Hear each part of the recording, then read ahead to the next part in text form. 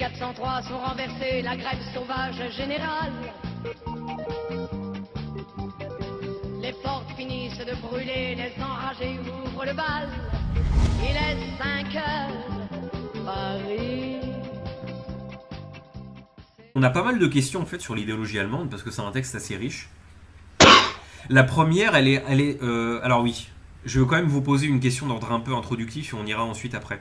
La question d'ordre introductif que j'ai, c'est d'abord, bon, on a eu la critique de Hegel dans les premiers articles, avec la critique de Bauer dans la question juive. On a eu la Sainte Famille avec la critique des jeunes hegéliens. Quel est le besoin à ce moment-là, en 45 ou en 46, je ne sais plus, pour Marx et pour Engels, de refaire un truc et d'en rajouter une couche sur les jeunes hegéliens? Alors, dans l'idéologie allemande, ils ne rajoutent pas une couche sur les jeunes hegéliens. Alors, si vous voulez, la question juive, les manuscrits de 44, les manuscrits de 42-43 sur la censure, sur le roi de Prusse, etc., la Sainte Famille, Marx règle ses comptes méthodologiques avec les hegéliens qui n'ont pas été capables de comprendre la faillite hegélienne. Hegel est dans une trajectoire de méthodologie subversive et radicale qui fait que tout est aboli par l'histoire du point de vue de tout ce qui promeut les aliénations, la fétichisation, la domestication. Et au bout du bout, il faut comprendre cette révolution hegélienne qui est liée à la Révolution française. Il faut se dire qu'avant la Révolution française, l'homme universel, de l'aliénation universelle, n'existe pas encore. J'ai l'homme local de l'aliénation locale. La Révolution française est une abomination terroriste, sanglante, où le capitalisme va produire justement le camp de concentration démocratique de la meurtrissure, de la blessure et de la mort, mais il produit en même temps l'optique universelle du comprendre radical qui fait dépassement. C'est-à-dire que derrière Robespierre, il y a Babeuf. Et Hegel a compris ça, mais Hegel a compris ça en un homme universel qui remet en cause la domestication dans le terrain de la domestication. Et c'est pour ça qu'on aboutit à l'état rationnel. Marx, à travers la critique de l'état hegélien, à travers les manuscrits de 44, à travers la Sainte Famille, à travers la question juive, à travers tous les textes d'avant 1846, puisque c'est la date de l'idéologie allemande, il règle ses comptes, c'est-à-dire que chapelle par chapelle, secte par secte, il dézingue l'aliénation post-hégélienne qui demeure prisonnière, finalement, de la mystique de l'état rationnel. C'est-à-dire que tous ces gens-là sont dans une critique de la politique pour produire une autre politique. Ils sont dans une critique de l'économie pour produire une autre économie. Et le bulldozer Marx-Engels arrive en tant que résultat des luttes radicales de la paysannerie subversive et de la classe ouvrière insurrectionnelle de la modernité qui prend le flambeau en allant au bout et en montrant en quoi Hegel est génial et en quoi Hegel s'est planté. Et en quoi Hegel est génial et en quoi Hegel s'est planté, c'est le déterminisme historique des conditions objectives qui fait que les questions qu'un homme se pose sont les questions du temps de son époque et qu'on ne peut pas, malgré toute l'intelligence qui bouillonne entre nos deux oreilles, dépasser le temps de notre temporalité. Donc, pour que le problème soit résolu, il ne fallait pas que ce soit résolu dans une antichambre de bouquins et de discussions académiques, il fallait que ça soit résolu sur le terrain de l'histoire, par le tumulte et par la radicalité des luttes de classe. Et donc, à ce moment-là, après avoir opéré ce grand nettoyage, Marx fait la synthèse, c'est-à-dire que on passe du Marx qui fait la critique de la politique, qui fait la critique de l'économie, qui fait la critique de la domination, à l'homme, Marx, en tant que reflet des luttes de classe radicales humaines, qui va permettre de désigner la trajectoire de réappropriation de l'humanité par elle-même. Et l'idéologie allemande, et donc ce texte gigantesque de méthodologie infinie, où toute la philosophie aliénatoire qui, à partir de la mort des présocratiques, jusqu'au kantisme et jusqu'à l'hégélianisme des restructurations aliénatoires, avait posé le problème sur le champ de la politique et de l'économie va abolir la politique et l'économie. C'est dans l'idéologie allemande qu'on a justement ces perspectives les plus radicales, à bas l'argent, à bas l'État, à bas l'économie, à bas la religion, et à bas la marchandise comme religion moderne la plus délirante du temps contemporain. L'idéologie allemande est écrite en 1846, on est en 2018, on va fêter les 50 ans de mai 68, mais il y a déjà dans l'idéologie allemande toute la critique radicale de l'esprit de l'imposture de mai 68, carnaval de la libération des morts, et défense absolue et radicale de la grève sauvage barricadière qui, dans le même temps, dit l'inverse de ce que la commémoration médiatique a retenu. Parce que dans l'idéologie allemande, on a cette contradiction. À chaque moment, il y a la contre-révolution qui veut faire mainmise et il y a la révolution qui dépasse.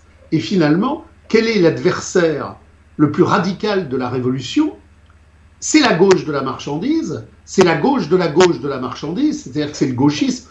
Plus la révolution est dangereuse, plus elle avance, plus la contre-révolution adopte le langage de la révolution.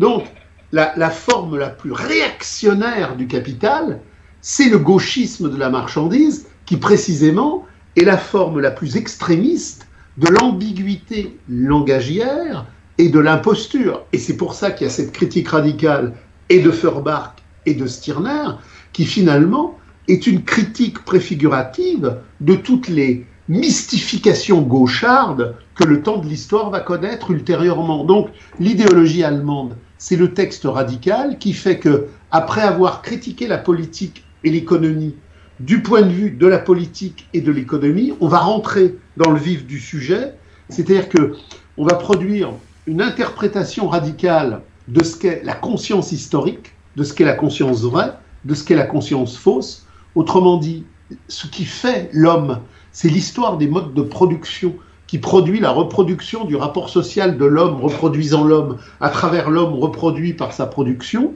Et à partir de là, s'ouvre ce qui va cheminer vers les Grundrisse, ce qui va cheminer vers le capital. Mais si quelqu'un vous pose la question, et on me l'a posé des fois très souvent, on me dit mais quel est le texte le plus emblématique de la méthodologie subversive? C'est l'idéologie allemande. C'est-à-dire que si je lis l'idéologie allemande, je comprends ce qu'est l'art, ce qu'est la religion, ce qu'est le droit, ce qu'est la mystification, ce qu'est l'inversion, ce qu'est la crise. S'il n'y avait pas eu l'idéologie allemande, il n'y aurait pas eu ni les Grundrisse, ni le capital. C'est quelque part le préambule méthodologique qui ouvre les portes de toutes les portes. D'accord. Et donc, pour creuser là-dedans, j'ai une première question qui est un peu générale, et toutes les autres, on peut les concevoir un peu comme des versions particulières de celle-ci, mais sur des points sur lesquels il faut revenir. Donc la première, c'est Marx dit au tout début que ce que les individus sont coïncide avec ce qu'ils produisent.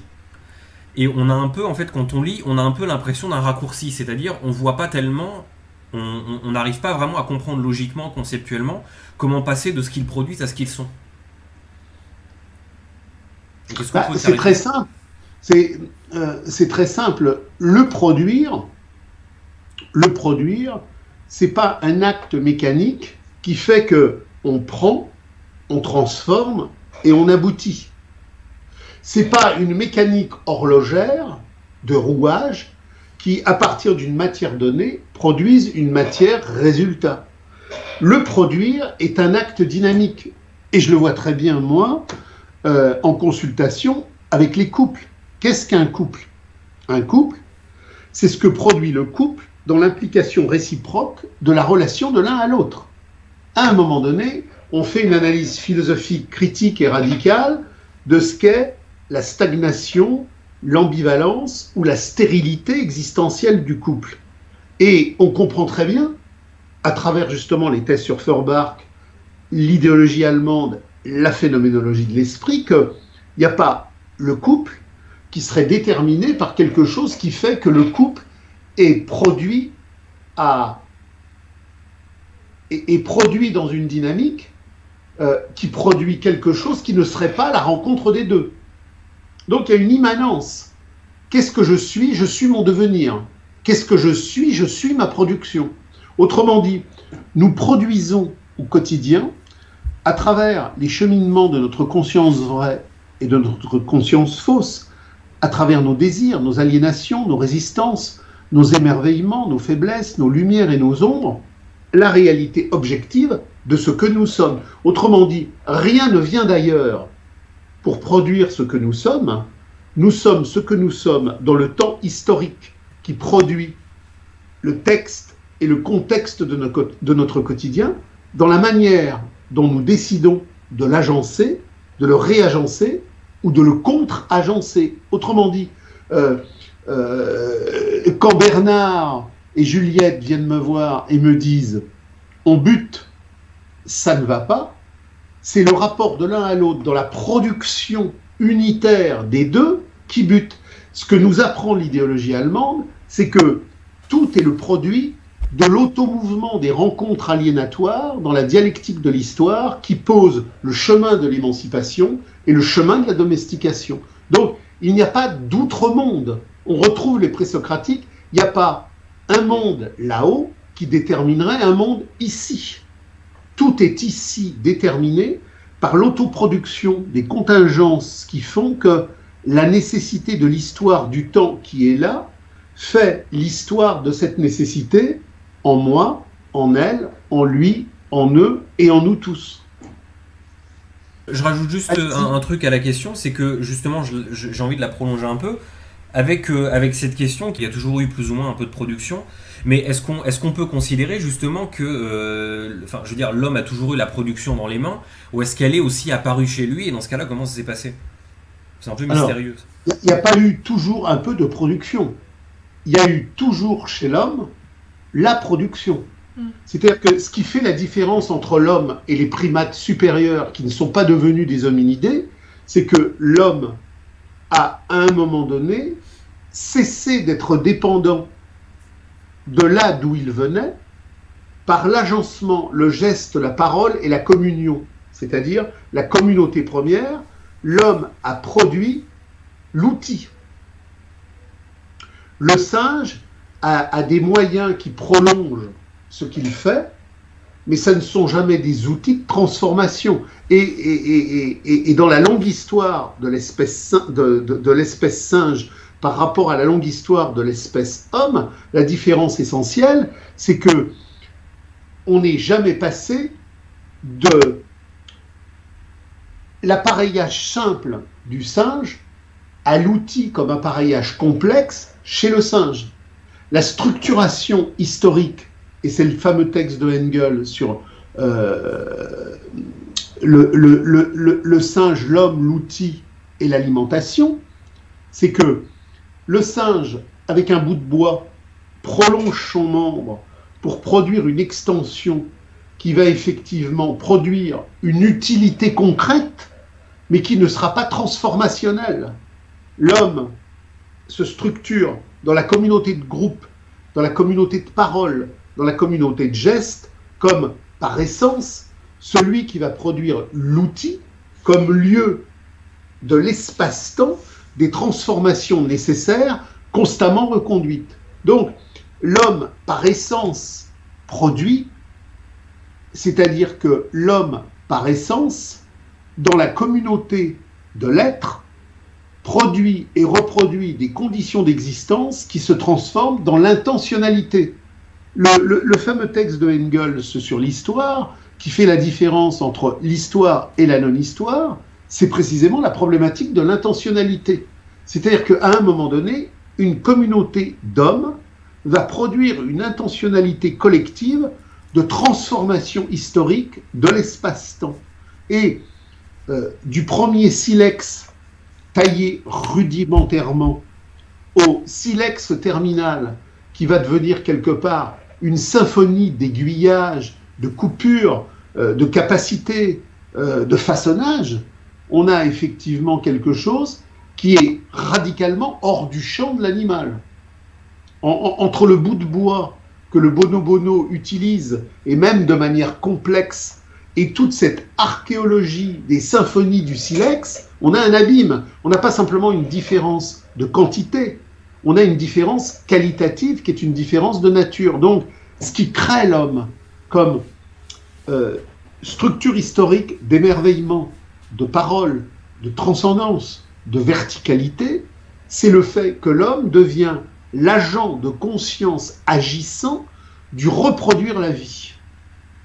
L'homme n'est plus déterminé par la vie simplement, l'homme devient l'agent actif de sa transformation biologique et historique, il devient l'acteur vivant d'une transformation infinie. Et ça, c'est la spécificité humaine par le produire et par le reproduire. C'est-à-dire que alors, Bergson va vous dire que ce qui fait la différence entre l'homme et l'animal, c'est le rire. Descartes va insister sur le cogito. Tout ça est vrai, mais tout ça ne sont que des épiphénomènes résultants. À la racine de la racine, ce qui fait qu'à un moment donné, il y a une différenciation historico-biologique dans le temps universel du devenir des grandes fractures historiques, c'est que l'homme, par l'outil, devient l'agent permanent de sa transformation sociale.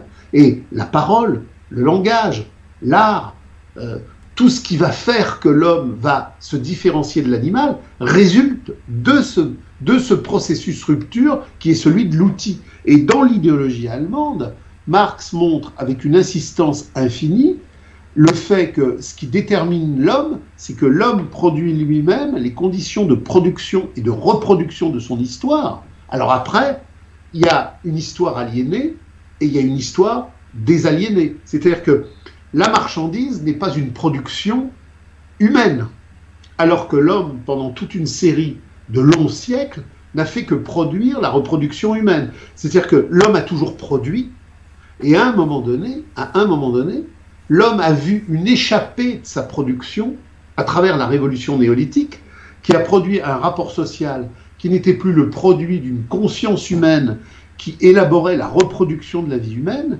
mais qui, au contraire, dans la confiscation, l'incarcération et l'emprisonnement, venait signifier que l'homme échappé à l'homme était emprisonné par des structures de coercition, d'exploitation et d'aliénation qui faisaient que l'homme se mettait à produire de l'anti-humain.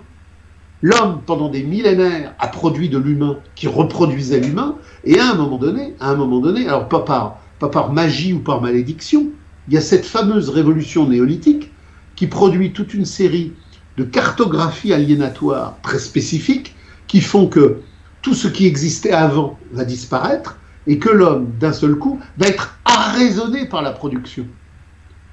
Mais l'aliénation par la production, en tant que l'homme est arraisonné par la production, c'est un renversement dialectique qui, au néolithique, transforme totalement les configurations et qui fait que, précisément, on passe de la communauté humaine qui se reproduisait dans un cadre de reproduction humain à la société et à la civilisation qui, assujetti au despotisme montant de la valeur d'échange, fait que l'homme ne produit plus pour ses besoins humains, mais produit pour une incarcération jusqu'au temps contemporain où il produit uniquement pour le marché mondial de la chosification.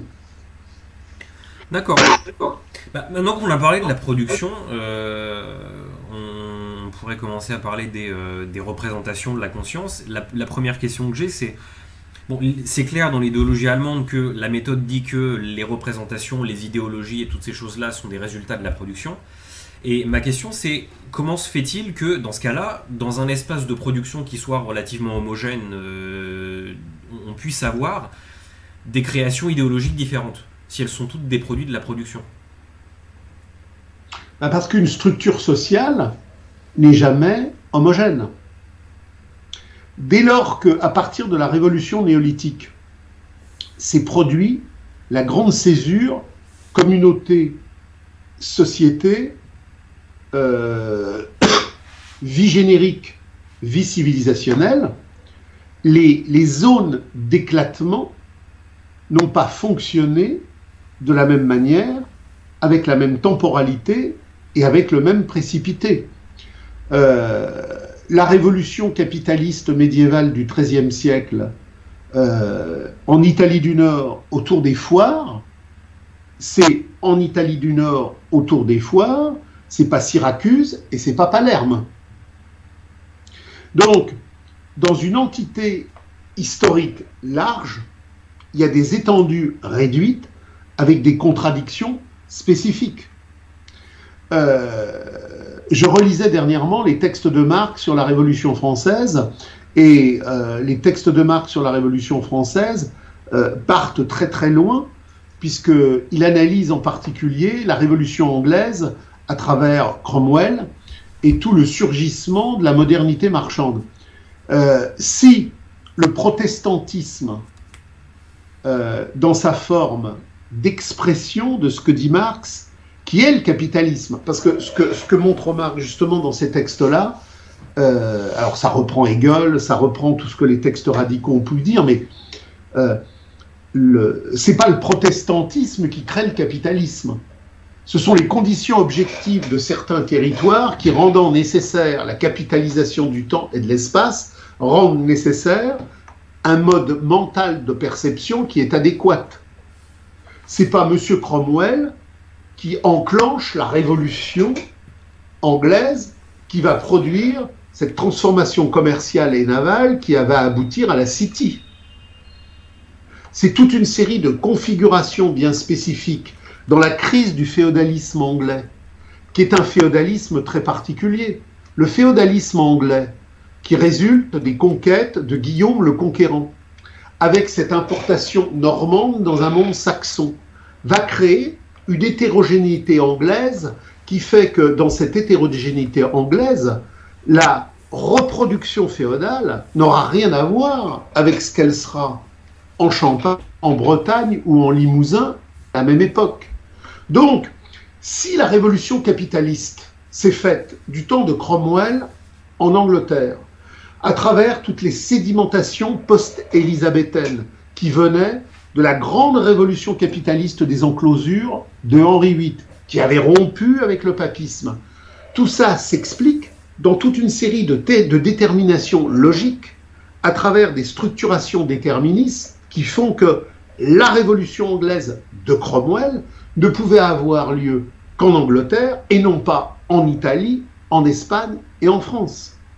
Donc, j'ai un continent européen avec des modes de culture, une tradition catholique, une temporalité qui semble similaire, mais ça, comme le dit Hegel, la nuit, toutes les vaches sont grises. Après, il faut faire œuvre d'intelligence, de différenciation, de hiérarchie, de perception. Le développement du temps féodal, alors bien évidemment, le développement du temps féodal, c'est la féodalité européenne. Mais une fois que j'ai dit ça, j'ai rien dit. Parce que ce qui se passe en Espagne, au Portugal, en Italie, en Croatie, en Autriche, en Angleterre ou en France, puis après dans ce qu'on appelle les Pays-Bas espagnols qui deviendront les provinces hollandaises, tout ça c'est somptueusement différent, différencié et contradictoire. Donc, tout le monde vit dans le même module, c'est la civilisation occidentale chrétienne, sauf que les temps de développement sont considérablement différents, avec des écarts, des dysfonctionnements et des contradictions. Et tout le travail que fait Marx, c'est de montrer que le développement du capital, à travers le développement vétérotestamentaire, du retour judaïco-calviniste à la source première de la Torah d'allégeance, aux valeurs de l'échange, ça ne pouvait se passer qu'en Angleterre, après avoir effectivement éclos à Amsterdam, mais ça ne pouvait absolument pas se passer à Syracuse ou à Naples, ni à Marseille, ni à Bordeaux. Donc, œuvre d'intelligence, œuvre de compréhension, œuvre de méthode, je dois creuser à chaque fois le seuil spécifique de contradiction dialectique entre les forces productives et les rapports de production, à ce moment-là, ici et maintenant. Et c'est la même chose pour le développement du protestantisme. C'est-à-dire que le développement du protestantisme en France au moment des guerres de religion, c'est Montauban, c'est Toulouse, c'est Rouen, c'est toute une série de structures urbaines en développement capitaliste, c'est surtout pas les campagnes qui vont, au travers de leur communauté paysanne, retrouver avec la Ligue, avec Henri de Guise, avec la famille de Mayenne, toute une conflictualité catholique traditionnelle contre la révolution protestante capitaliste. Donc, toutes ces luttes de religion, toutes ces guerres de religion sont l'expression de luttes de classe, de conflits sociaux. C'est-à-dire que qui bascule dans le protestantisme, qui reste catholique. Tout ça s'explique en fonction du devenir de la marchandise, en fonction des économies naturelles, en fonction des luttes de classe entre la paysannerie, le fisc, la bourgeoisie et l'Église. Donc, ce que nous montre Marx, c'est que rien ne vient de rien. Tout a une histoire, et quand à un moment donné, il y a effectivement une polarisation, cette polarisation exprime le devenir des forces productives. Si par exemple, après la révocation de l'édit de Nantes, le fameux édit de Fontainebleau, on a ce que l'on appelle l'insurrection des Camisards, à travers les dragonnades. Qu'est-ce qui fait que dans ces basses Cévennes, on a une paysannerie calviniste?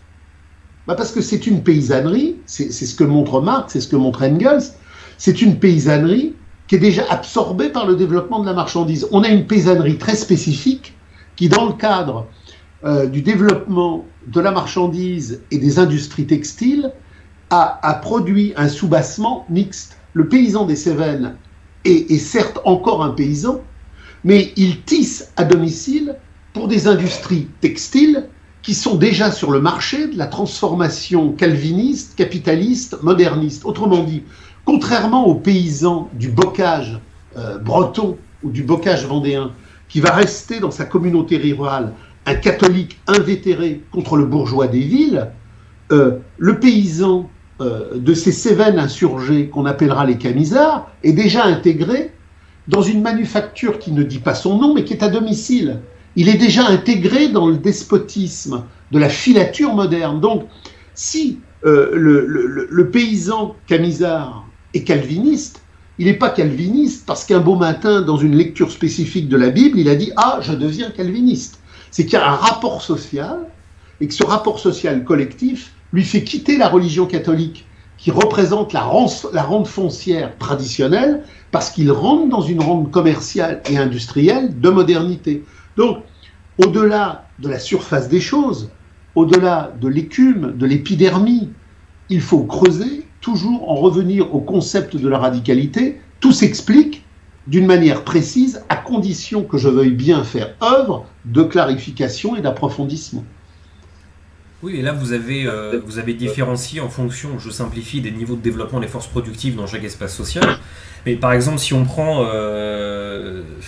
petite précision, si on prend, je sais pas moi, la France d'aujourd'hui, on a cet espace qui est en 2018, et on peut avoir de ce mois-ci 3, 4 ou 5 livres qui sortent de 5 intellectuels différents qui véhiculent 5 idéologies différentes. Celle-ci aussi, on a des déterminismes spécifiques. Alors on a des déterminismes spécifiques, mais on a, puisqu'on est dans la domination réelle achevée, on est à un point où l'impérialisme de la marchandise s'est totalement réalisé dans sa forme unitaire. Je prends un truc tout simple, aujourd'hui, dans la production éditoriale de masse, vous n'aurez aucun bouquin qui remet en cause la légitimité officielle du discours idéologique dominant sur le terrorisme.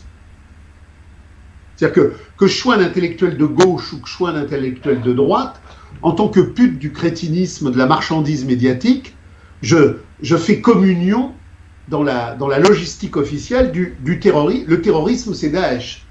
Tout le monde dit le terrorisme, c'est Daesh. Il y a donc des communions officielles obligatoires. Puis après, il y a des prismes différentiels. Mais aujourd'hui, un livre qui sort, qui est une production éditoriale intellectuelle, c'est par essence la légitimation du rapport social de l'aliénation. Alors vous avez des gens qui veulent le légitimer à gauche, vous avez des gens qui veulent le légitimer à droite, mais de toute façon, les grands totems médiatiques de l'obligation aliénatoire du capital, aucune remise en cause sur la Seconde Guerre mondiale et ses mythes, aucune remise en cause sur le terrorisme, aucune remise en cause sur le diktat obligatoire de l'immigration. Il y a des constantes. Donc si vous voulez, aujourd'hui, tout le monde communie, et puis chacun, en fonction de ses différences, qui sont elles-mêmes la résultante d'une histoire personnelle prise dans une histoire collective, va ajouter sa touche. Mais ce que Marx nous montre dans l'idéologie allemande, c'est que rien ne vient de nous. Rien ne vient de nous en notre subjectivité individuelle. Quand notre subjectivité individuelle dit, c'est que ça vient se dire en elle. L'idée narcissique que nous aurions cette faculté d'auto-produire entre nos deux oreilles, à partir d'un cortex libre, ce que nous avons envie de dire n'a pas de sens. Ce que nous avons envie de dire dit les envies d'une formation sociale qui se cristallise en nous à travers ses contradictions, ses particularités, ses positions et ses oppositions. Autrement dit, chaque fois que l'un d'entre nous dit quelque chose, il ne fait que dire ce que le seuil contradictoire, émancipation, aliénation qui le traverse vient dire. Voilà, tout ce que je vous raconte, c'est pas moi qui décide de le dire.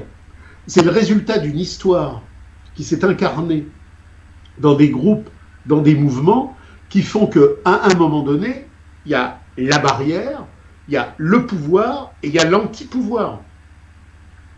Ou on parle du point de vue du pouvoir, ou on parle du point de vue de l'anti-pouvoir. Mais ce qu'on dit quand on est du point de vue du pouvoir, ou ce qu'on dit quand on est du point de vue de l'anti-pouvoir, n'a aucune originalité. C'est l'immanence logique de ce qui ne peut pas ne pas être dit. Je ne sais pas si je suis clair. Et justement, la question, alors cette fois je vais vous la reposer une troisième fois, mais d'un point de vue encore différent. Et je vais prendre l'exemple du mondialisme. C'est pas l'exemple lui-même qui est important, c'est la méthode pour traiter l'exemple. C'est-à-dire qu'en fait, on a parlé du fait que c'était la production à un espace donné qui produisait la conscience. Mais comment se fait-il que le matériel, le mondialisme réellement accompli, c'est aujourd'hui, alors que l'esprit, on peut le dater il y a 2000 ans? Il y a un truc là-dedans qui est de dire, on voit déjà l'esprit, le début de l'idéologie, il y a 2000 ans, mais pourtant l'accomplissement matériel, il est aujourd'hui. Donc si c'est la production qui conditionne l'idée, comment se fait-il que l'idée puisse être plus ancienne que la réalisation matérielle? Parce que là, vous n'allez pas au bout de votre raisonnement, il faut prendre des suppositoires d'intensification radicale, parce que vous avez ouvert une porte, mais vous ne rentrez pas dans le couloir. Ce n'est pas les aborigènes qui, il y a 2000 ans, ont produit un messianisme mondialiste. Pour produire un messianisme mondialisme, il fallait déjà être dans la valeur d'échange même rudimentaire, parce que dans la valeur d'échange même rudimentaire, il y a le développement infini de la valeur d'échange. Donc, on ne trouve un messianisme totalitaire que dans les espaces sociaux qui, surgis de la révolution néolithique, ont positionné la problématique d'un comptoir commercial. Et indépendamment de la question juive de Marx, lisez la conception matérialiste de la question juive d'Abraham Léon, qui va 1000 fois plus loin que Pierre Hillard, puisque justement, Abraham Léon vous montre que, contrairement à la légende, la population juive n'a pas immigré après la prise de Jérusalem, mais que la diaspora existait déjà des centaines d'années auparavant dans un comptoir commerçant mondialiste autour de la Mare Nostrum, autour de cet empire romain qui était à l'époque le monde. C'est-à-dire que le premier monde de la mondialisation, ça a été l'empire romain, avec cette Méditerranée centrale qui descendait vers l'Afrique et cette Méditerranée qui montait vers le nord. Donc la pensée d'un marché mondial de l'aliénation de la Torah de servitude ne peut naître qu'à partir du moment où les conditions pratiques, objectives, d'un marché mondial même limité, laissent entrevoir un marché mondial illimité. C'est-à-dire qu'il ne peut pas y avoir de messianisme mondialiste totalitaire au paléolithique. Ce n'est donc pas l'esprit des hommes à un moment donné qui crée de manière furibonde un totem, une alchimie mondialiste. Ça ne sort pas de l'esprit des hommes. Ça sort de l'esprit des hommes quand la pratique de l'esprit des hommes pose les prolégomènes de possibilités de cette révélation, de cette révolution à venir. Donc on en revient toujours à la méthodologie radicale. Les hommes ne se posent les problèmes et les questions qu'à partir du moment où les questions et les problèmes sont adéquats au rapport social de production de leur existence. C'est-à-dire qu'il était impossible que à travers le Tao, à travers Confucius ou à travers le shintoïsme, des pensées orientales viennent produire une aliénation messianique mondiale. Ça ne peut pas sortir de ce rapport social qui est un rapport de rente foncière, hermétique et clôturé. L'idée d'un marché mondial dans une messianisation totalitaire d'un gouvernement de la valeur d'échange ne peut venir que d'un comptoir commercial qui se répand, et qui se répand de telle sorte qu'il sait qu'il doit faire du monde entier un comptoir commercial. Donc, ce ne sont pas les élucubrations du cerveau qui produisent les gymnastiques messianiques totalitaires de la valeur d'échange, c'est la pratique sociale d'une valeur d'échange qui, au fur et à mesure qu'elle se répand, rend nécessaire la pathologie névrotique d'un projet qui vise justement à universaliser le comptoir commercial. Mais lisez Abraham Léon, la conception matérialiste de la question juive, tout est dedans et ça va beaucoup plus loin que ce dont vous me parlez. Ok, alors j'ai une autre question sur une critique qu'on fait souvent, enfin qui est faite souvent à l'idéologie allemande, c'est celle de ce qu'on appelle une chute engelsienne quelque part. Quand on lit un texte de Marx, on s'attend à trouver une espèce de mécanique d'engendrement réciproque entre l'idée et la matière, alors que ce dont on a parlé, ça a l'air d'être un sens de causalité qui va de la pratique à l'idée. Et on n'a pas l'air de trouver cette dialectique, cet engendrement réciproque des deux. Alors est-ce que c'est une erreur ou est-ce que ça y est? Alors déjà, si vous voulez, les thèses sur Feuerbach, c'est la récusation radicale de ce que vous avez appelé la logique idée-matière. C'est-à-dire que la logique idée-matière, c'est l'insipidité, et je vous rappelle la thèse 1. La thèse 1 est une critique radicale de ce que vous venez de définir sur l'idée et la matière. Le matérialisme bourgeois de la marchandise en mouvement, qui veut prendre le pouvoir sur le monde, nous réduit à la chosification. Il nous réduit à la réification. Donc, d'où viennent nos idées? Des déterminations de la matière, des déterminations de l'objet. Puisque justement, nous devons construire un monde d'hommes objectivé dans la chosification et la réification. Le projet des lumières marchandes de la marchandise, c'est que l'homme cesse de vénérer un Dieu immatériel, mais qu'il divinise la matérialité des objets. Donc le projet maçonnique des lumières marchandes de la marchandise, c'est l'homme à quatre pattes devant les objets. Donc tout le système matérialiste bourgeois, d'Holbach, Lamétrie, Diderot, Condorcet, c'est homme, fait génuflexion sur les objets, ce sont les objets qui déterminent tes pensées. Mais Marx ne reprend pas ça, il l'abolit en montrant l'aliénation qui est là-dedans, et je vous renvoie au fameux texte de Pankow, Lénine philosophe, qui fait la radicale opposition entre matérialisme historique subversif et matérialisme bourgeois classique de domestication. Donc, qu'est-ce qui nous détermine? C'est la pratique sociale de nos relations. C'est pas les objets. Donc, alors que le matérialisme bourgeois réduisait l'homme à une dualité statique, il y a les idées et il y a la matière. C'est la matière qui crée les idées. Marx pulvérise ça en disant mais la matière, ça n'existe pas. C'est du pipeau, la matière. Il y a une matérialité sociale dynamique de relations sociales. Ce qui fait l'émotion, ce qui fait le surgissement, l'intelligence d'un enfant. On l'a vu, par exemple, à travers l'expérience de l'enfant sauvage, l'expérience de Guy Itard. J'en ai parlé à plusieurs reprises. Je pense que vous connaissez le film de Truffaut, L'enfant sauvage. C'est un enfant qui est récupéré à l'adolescence et qui ne parlera jamais, malgré tous les efforts qu'on fera pour le réadapter. Pourquoi? Il a tout pour parler, mais il ne parlera jamais. Et on a retrouvé plein d'enfants sauvages qui ne parleront jamais. Parce que ce qui fait que l'enfant parle en ayant des idées, c'est pas qu'il reproduit la matière qui lui parle. C'est qu'il est dans une relation sociale d'émotion et de tendresse qui développe un cognitif d'émerveillement et de dialogue au monde.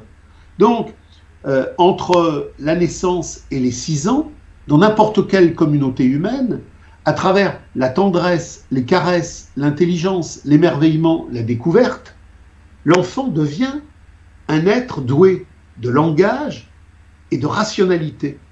Mais non pas parce que la matière vient lui produire des idées, parce qu'il y a une relation sociale d'émerveillement et d'affection. Et si vous récupérez un gamin de 15 ou 16 ans qui n'a jamais vécu cette phase-là, même s'il a tout l'appareillage, même s'il y a toujours la matière, même s'il pourrait toujours avoir les idées, il ne parlera jamais. Donc, ce que montre Marx, c'est que nous ne sommes pas le produit dans nos idées d'une matière qui viendrait peser, nous sommes une rencontre affective, historique, dialectique, où tout se joue dans un dialogue A. Et donc, Marx abolit le matérialisme bourgeois qui a produit la Révolution française du capitalisme mondial en mouvement, et il met en scène la dialectique radicale du matérialisme historique qui fait que l'homme est le produit d'un dialogue à la réalité. Et ça va d'ailleurs tellement loin que, quelque part, quand vous lisez Lénine philosophe, alors à l'époque, Lénine philosophe, Pankow, on ne savait pas que Poincaré avait été totalement pompé par Einstein, mais que les lois de la relativité, c'était pas Einstein, mais c'était Poincaré. Mais cette théorie de la relativité qui vient dire que finalement, rien n'existe hors du champ dialectique des relations sociales, de la perception et de l'émotion. Il y a déjà quelque part Poincaré dans l'idéologie allemande.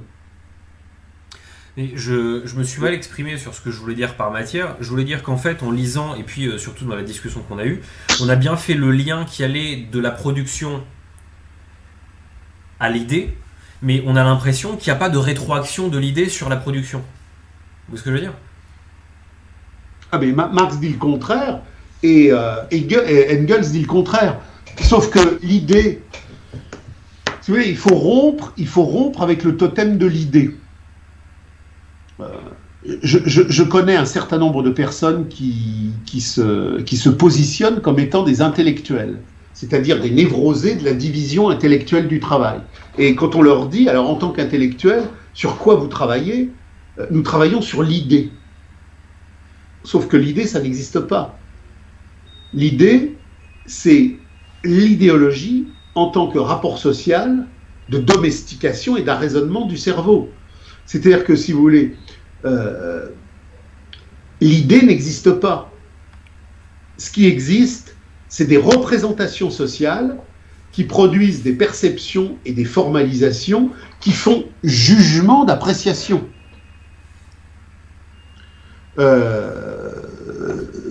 Il y a 4 siècles, on aurait eu un débat sur la contraception et l'avortement, tout le monde se serait hérissé en disant mais non, c'est pas possible, on peut pas éliminer un enfant, on peut pas, c'est pas possible. Aujourd'hui, l'idée a évolué. Tout le monde considère que une femme peut, mais il n'y a pas d'idée là-dedans. Il y a des formalisations de représentation. Et les formalisations de représentation qui font qu'il y a 4 siècles, tout le monde aurait dit ah non, la contraception c'est pas possible, c'est un pré-avortement. Et aujourd'hui, où tout le monde à l'envers dit non, c'est naturel, la femme utilise pour la réalité de son corps. Mais il n'y a pas d'idée il y a 4 siècles et il n'y a pas d'idée aujourd'hui. Il y a des formalisations sociales de représentation qui, en fonction de l'histoire en devenir, des tabous, des totems et des évolutions, fait que les perceptions sont différenciées. Mais l'idée n'existe pas. Ce qui existe, c'est l'idéologie en tant que forme de représentation aliénatoire d'un temps donné. Et en fonction du temps donné, l'idéologie bouge. C'est-à-dire que là, je suis en train de bosser les guerres de religion. Un calviniste à l'époque de l'amiral de Coligny, quand il rentre dans une église et qu'il voit une statue de la Vierge, il la casse. Parce que c'est insupportable qu'on représente la Vierge ou les apôtres. Je veux dire, aujourd'hui, un calviniste avec son appareil photo qui se balade à Paris et qui vient à Notre-Dame de Paris, il va photographier la Vierge, il ne va pas, avec une hache, détruire la statue. C'est pourtant toujours un calviniste. Sauf qu'il n'y a pas de calvinisme en idée, il n'y a pas des idées qui véhiculent ceci ou cela chez les calvinistes. Il y a une aliénation calviniste historique qui, au fil du temps, modifie ses perceptions, ses agissements, ses contre-agissements et ses positionnements. Donc l'idée qu'il y aurait des idées est à proprement parler justement cette imposture aliénatoire qui voudrait nous faire croire que le messianisme de la marchandise, à travers la mondialisation contemporaine qui veut un gouvernement mondial, résulterait d'une idée qui aurait traversé l'histoire. Il n'y a pas d'idée qui traverse l'histoire, il y a des pratiques sociales qui produisent des idéologies qui, à un moment donné, formalisent un projet historique. D'accord. Et donc, ceci dit, alors après, les idéologies, bien évidemment, réagissent sur l'histoire. Et ça, Marx le montre. L'idéologie, comme aliénation collective, est un facteur actif dans l'histoire. Le fait qu'on ait brûlé les sorcières en pays protestants, à travers toute cette névrose de haine et d'insupportabilité par rapport au vieux terroir traditionnel de la ronde foncière, c'est devenu une force de mobilisation pour éradiquer dans les campagnes des substrats d'insurrection qui défendaient un temps ancien. Donc, le délire de la chasse aux sorcières, qui est bien le produit d'une idéologie, vient nettoyer les campagnes pour que l'ordre despotique de la marchandise, en Écosse, en Hollande et dans tous les pays nordiques, vienne faire effectivement assujettissement et légitimation d'une politique d'extermination de la femme séditieuse dans des campagnes qui doivent être rentabilisées par la manufacture du capital qui s'implante. Donc, mais l'idéologie n'est pas autonome. C'est-à-dire que l'idéologie réagit en retour comme force, mais en tant qu'elle est le produit d'une nécessité historique. Ok, si on ajoute les classes et la lutte des classes là-dedans, Marx parle du fait que les idées dominantes sont les idées de la classe dominante et surtout que les hommes font l'histoire de manière involontaire. Ma question c'est, est-ce que si l'histoire est faite de manière involontaire, est-ce que les classes dominantes qui font les idées dominantes sont elles-mêmes déterminées par quelque chose, et est-ce qu'elles font l'histoire volontairement ou involontairement? Alors, l'histoire, comme dialectique universelle, est faite involontairement. Quand Cromwell fait exécuter le roi, et que les têtes rondes en Angleterre vont produire une gigantesque extermination des campagnes traditionnelles, organiser la déportation des Irlandais. Je rappelle que les premières vagues d'esclaves aux États-Unis ne sont pas des esclaves noirs, mais ce sont des esclaves blancs qui ont été déportés par Cromwell et la révolution capitaliste anglaise dans les colonies anglaises.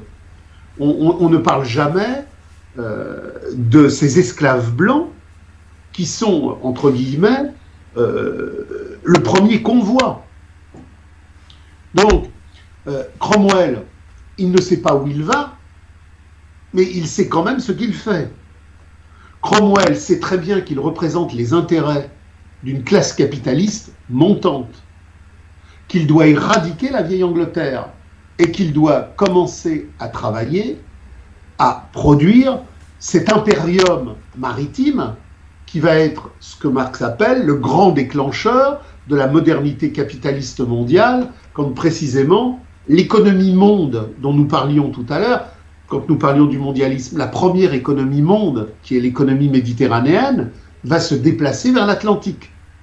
Donc l'économie monde autour de Venise et de Gênes, dans sa première phase, va disparaître, et on va avoir une deuxième économie monde autour d'Amsterdam et de Londres. Cromwell ne sait pas où il va, au bout du bout, parce qu'il n'a pas l'intelligence historique des fins dernières, de la radicalité historique, de ce qui produit le déterminisme. Mais Cromwell, au moment où il fait le choix de faire exécuter le roi et qu'il fait le choix de déporter les paysans irlandais et d'implanter la modernité dans les campagnes anglaises de manière intensive pour produire la manufacture du capital en mouvement, il sait où il va. Donc quand Marx dit « les hommes font l'histoire sans savoir ce qu'ils font et l'histoire quelque part les détermine », il ne veut pas dire que les hommes ne savent rien et qu'il y aurait donc une histoire post-hégélienne qui saurait tout. Ce qu'il veut dire, c'est que l'histoire est faite par des hommes qui perçoivent fort bien leurs intérêts concrets, mais qui n'en ayant pas l'intelligence historique, ne savent pas où cela va. C'est exactement pour les attentats du 11 septembre ou pour les derniers attentats que nous avons connus à Trèves ou ailleurs. Il est évident que la logique de la crise capitaliste dans la forme supérieure de la baisse du taux de profit rend le chaos comme nécessité absolue de gestion de toutes les réalités de notre quotidien. Donc, le terrorisme est une nécessité historique qui avance.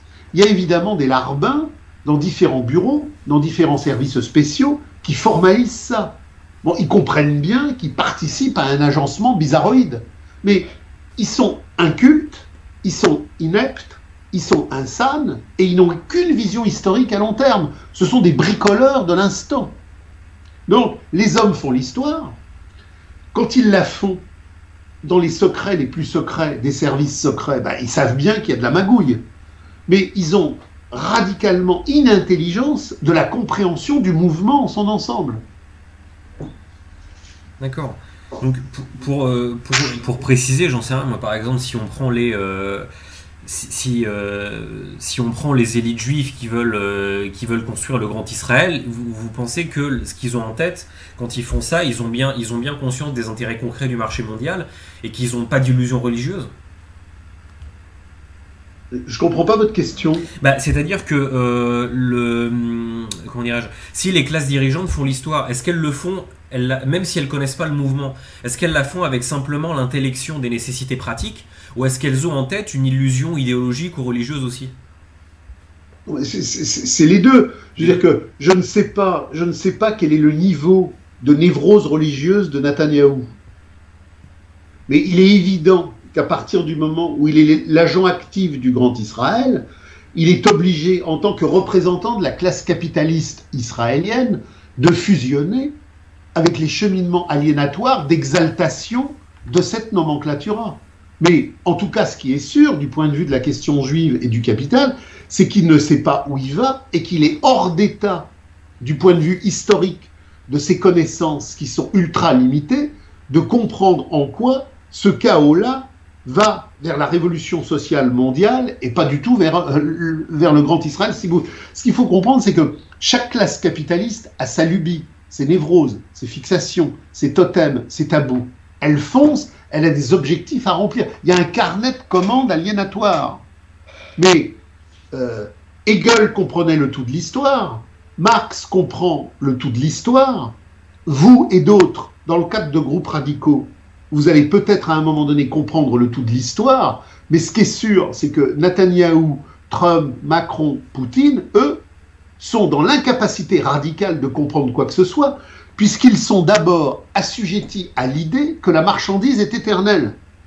Le projet des hommes politiques, c'est de permettre la perpétuation du précaré de leurs intérêts névrotiques dans un espace délimité qui fondent leur légitimité aliénatoire. Mais ces gens-là sont à des milliards d'années intellectuelles de pouvoir imaginer la baisse du taux de profit, la crise terminale et la mort du capital. Ce sont des ignares absolus.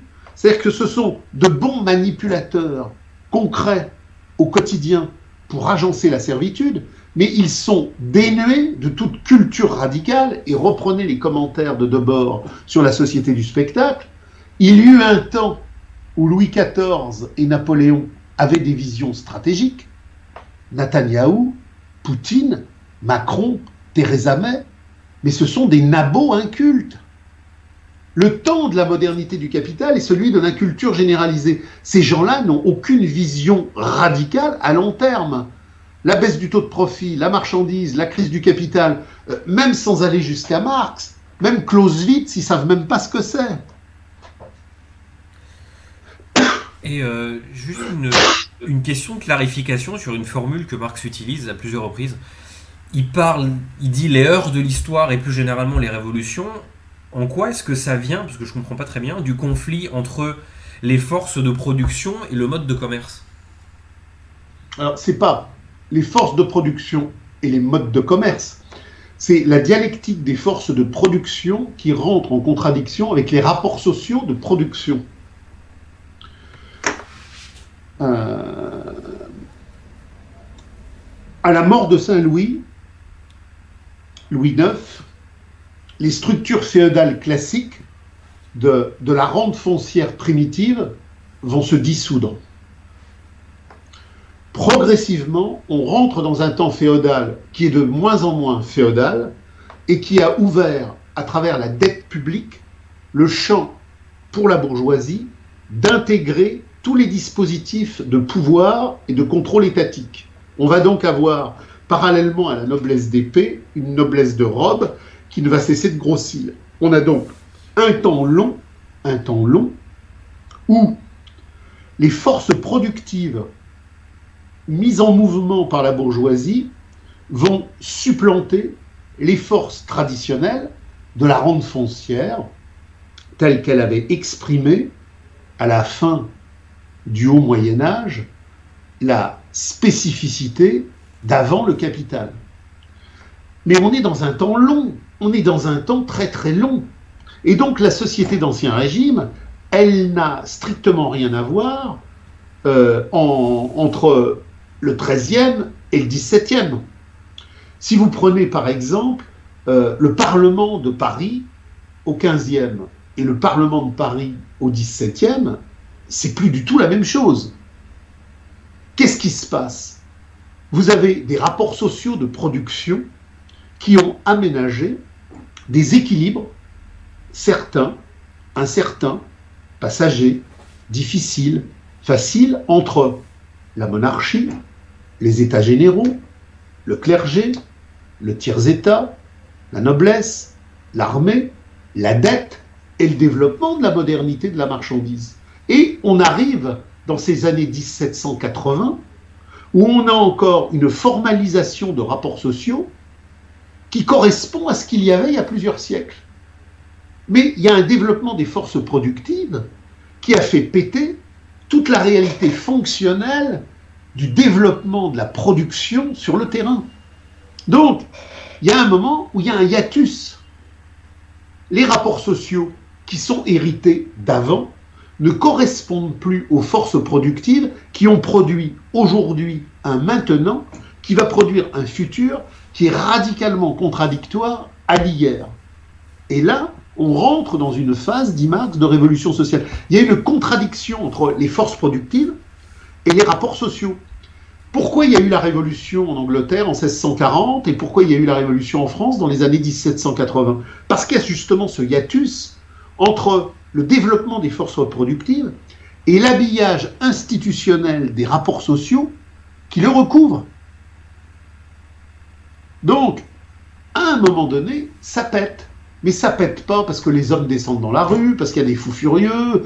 Ça pète parce qu'il y a une contradiction en acte dans le rapport social général. La Révolution française n'a pas eu lieu en 1620.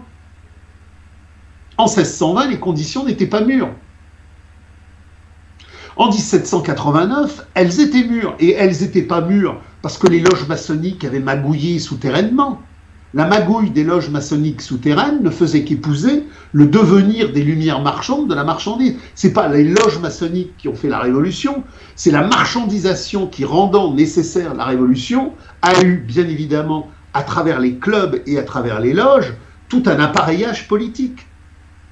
Mais c'est toujours la matérialité concrète du développement des forces productives qui explique à un moment donné le hiatus et donc le renversement. Ok. J'ai une dernière question sur l'idéologie allemande. Je vais revenir sur ce que disait Pankow. Quand il parlait du matérialisme historique et il parlait de comment dirais-je du prolétariat et du matérialisme historique. Il y a un moment, il y a un passage où il explique qu'en fait le matérialisme historique et la méthode dont on vient de parler, c'est Dans une les philosophes. oui. D'accord. Il explique que c'est une, si je me souviens bien, il explique que c'est quelque part une méthodologie, une méthodologie qu'il appelle de combat et de lutte, et qu'il ne faudra pas que les ouvriers s'imaginent avoir la vérité absolue. Donc ma question c'est, est-ce qu'on doit considérer cette méthode comme une méthode de combat qui a ses faiblesses, et on doit renoncer à voir la totalité de l'histoire avec ça, ou est-ce que c'est une méthode qui peut réellement nous permettre de comprendre la totalité de l'histoire? Alors, c'est une méthode qui permet de comprendre la totalité de l'histoire, mais comme c'est une méthode subversive, elle est à l'inverse du discours de la méthode. Le discours de la méthode, c'est un bouquin là, que j'ai dans ma bibliothèque, qui est écrit par M. Descartes, le discours de la méthode. M. Descartes, à un moment donné, a fait sortir de son cerveau un discours de la méthode où il nous explique comment des idées les plus simples aux plus complexes, on peut comprendre le monde. C'est une projection narcissique intellectuelle dans le cadre de l'aliénation de la division du travail qui fait qu'à un moment donné de la post-renaissance, dans le cadre des Lumières marchandes en mouvement, M. Descartes, comme M. Leibniz, comme M. Hume, comme M. Locke, ont un prisme méthodologique qui sort de leur cerveau. Le matérialisme historique, c'est pas un livre qui s'appellerait Discours de la méthode subversive et qui serait dans une bibliothèque.